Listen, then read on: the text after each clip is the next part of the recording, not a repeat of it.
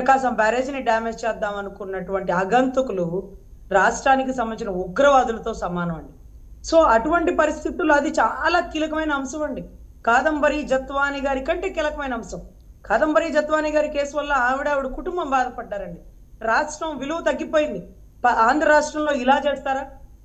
ఒకప్పుడు బీహార్ అంటే అనొచ్చు, కానీ ఇప్పుడు బీహార్ అంటే ఆయన ఊరుకోరు.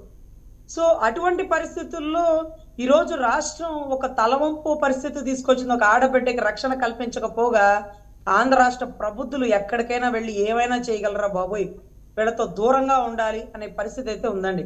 కానీ అందరూ పలుమార్లు ప్రశ్నిస్తున్న నన్ను ఒకే ఒక క్వశ్చన్, ఆ బోట్లు తీయడానికి ఎంత సమయం వృధా అవుతుంది, ఎంత ఖర్చుతో కూడుకున్న పని, అసలు ఎన్ని పడవలు పెట్టినా దాన్ని వెనక్కి లాగలేకపోతున్నాం అంటే అంత బరువు గల్ల బోట్లు 70-80 లక్షలు అండి.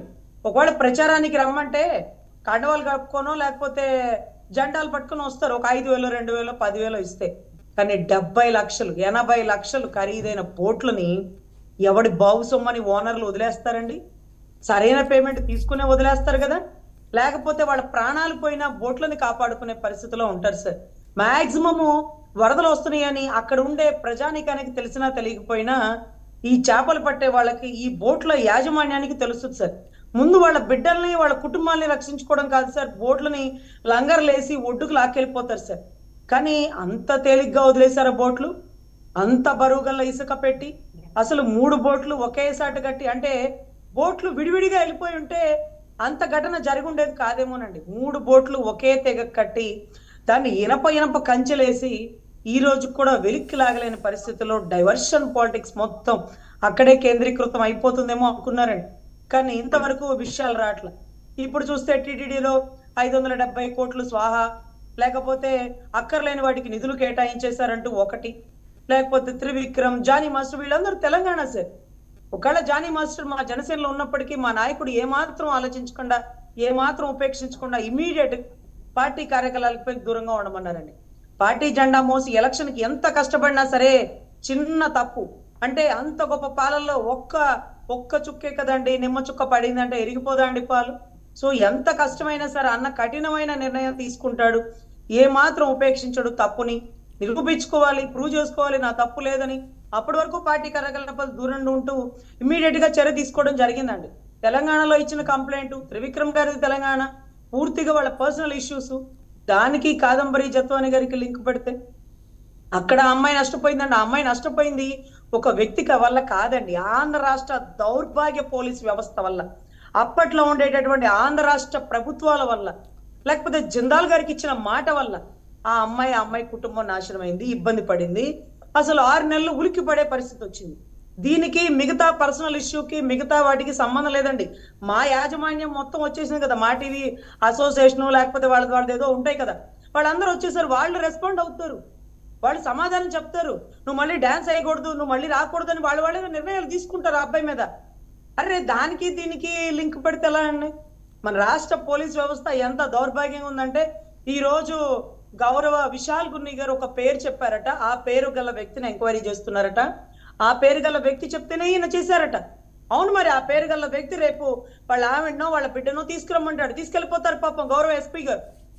ఇది ఎంత తప్పంటే లా అండ్ ఆర్డర్ తెలియని వాడు తప్పు చేయొచ్చు, కానీ అన్ని తెలిసి ప్రజలకి రక్షణ కల్పిస్తానంటూ డెహ్రాడూన్ లో కోచింగ్ అయిన వాడి వల్ల జరిగిన తప్పుని ఏ మాత్రం ఉపేక్షించకూడదండి. దస్తగిరి అంటే నాకు ₹1 ఇస్తానన్నారు, నేను చేసే వృత్తి అది, నేను ఒప్పుకున్నాను అంటే అప్రూవల్ గా మారిపోయినా మనం ఒప్పుకోవచ్చేమోనండి. కానీ దస్తగిరి నువ్వు సమానమా? దస్తగిరి ఏం చదువుకున్నాడు, నువ్వేం చదువుకున్నావు? ప్రజలకి రెస్పాన్సిబిలిటీ, అకౌంటబిలిటీ ఇన్ని రకాలుగా ఉన్న నువ్వు వారెవరో చెప్తే చేశాను, వీడెవరో చెప్తే చేశాను, ఇవో చెప్పే సమాధానాలండి. సో వీటన్నిటికంటే మించి ఈ రోజు డైవర్షన్ పాలిటిక్స్ పక్కన పెట్టి ఏది అదేనండి. త్రివిక్రమ్ గారిది, జానీ మాస్టర్ గారిది తెలంగాణలో చూసుకుంటారు. మా అధినాయకుడు తీసుకునే నిర్ణయం టక్ మంది తీసేసుకున్నాడు, ఏ మాత్రం భుజాల మీద చేతులేసి. మంచి పాయింట్ అండి, మీరు మంచి పాయింట్ లేవనెత్తారు. త్రివిక్రమ్ శ్రీనివాస్, జానీ మాస్టర్ తెలంగాణ పోలీసులు చూసుకుంటారు, జత్వాని వ్యవహారం బొంబాయి పోలీసులు చూసుకుంటారు. మా ఆంధ్రప్రదేశ్ ప్రభుత్వం ఏం చేస్తుంది సార్? జత్వాని గారి ప్రభుత్వం బొంబాయి ఎందుకు చూసుకుంటుందండి? బొంబాయిలో నష్టపోలేవిడ, ఆంధ్ర రాష్ట్రంలో నష్టపోయింది, బొంబాయిలో కూడా నష్టపోయింది. ఆరిజిన్ అక్కడే ఉంది. Why don't you insist upon government of Maharashtra అండి? ఎందుకని మీరు మాట్లాడట్లేదు? అవును సార్, అది ఏ సెంట్రల్ ఇష్యూ. మొహమాటాలకు అమ్మాయికి వస్తుంది? జరిగిన అన్యాయానికి కంప్లైంట్ తీసుకోలేదు బొంబాయి పోలీసులు అనేది. అమ్మాయి ప్రైవేట్ కంప్లైంట్ పుటప్ చేసుకుంది. అక్కడ బొంబాయికి సంబంధించిన వాళ్ళు చూసుకుంటారు.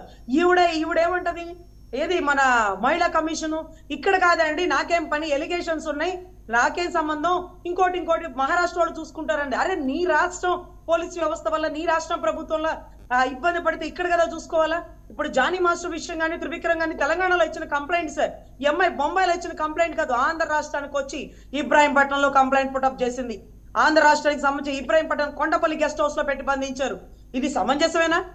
అసలు ఏ సెక్షన్ లో ఐపీఎస్ ఆఫీసర్ పైకి వెళ్ళిపోయి బొంబాయికి వెళ్ళి ట్రావెల్ చేసి పట్టుకొచ్చేస్తారండి? పోనీ హనీ ట్రాప్ అనుకున్న, హనీ ట్రాప్ మీద కేసు పుటప్ చేయండి. ఎందుకు దొంగ కేసులు పెట్టి ఫోర్జరీ పెట్టారు? హనీ ట్రాప్ అంటే నిరూపించలేదా? దానికి ఆంధ్ర రాష్ట్రానికి సంబంధం లేదా? సో ఇవన్నీ whatever it may be sir, ఆడబిడ్డకి అన్యాయం జరిగినప్పుడు మాత్రం నిలబడాల్సినటువంటి దేశపు వ్యవస్థ సార్. అది బొంబాయి అయినా తెలంగాణ అయినా ఇంకొకటైనా. ఇప్పుడు త్రివిక్రమ్ నిలబడండి. నేను అనేది ఏంటంటే నేను అడిగిన ప్రశ్న మీకు స్పష్టంగా అర్థమైంది. జత్వానీకి బాంబేలో కూడా అన్యాయం జరిగింది. జరిగినప్పుడు ప్లీజ్ టేకప్ దట్ ఆల్సో. అక్కడ వాళ్ళు దాన్ని తీసి పక్కన పెట్టి చుట్టి డస్ట్బిన్లో పడేశారు. లేవనెత్తండి. మాట్లాడండి. మీ పక్కనే రవికిరణ్ గారు ఉన్నారు, ఆయనతో చెప్పండి ఏ మొహమాటాలు అడ్డొస్తున్నాయో. 3 రోజులుగా 4 రోజులు అడుగుతున్నా, ఆ మొహమాటాల గురించి చెప్పట్లా మీరు. సరే మళ్ళీ వస్తాను. అక్కడ బీజేపీ ఎప్పుడు బేటీ బచావో బేటీ పడావో అంటూ ఆడబిడ్డకి అన్ని రకాలుగా ప్రొటెక్షన్ ఇస్తానంటేనే ఉంది సార్.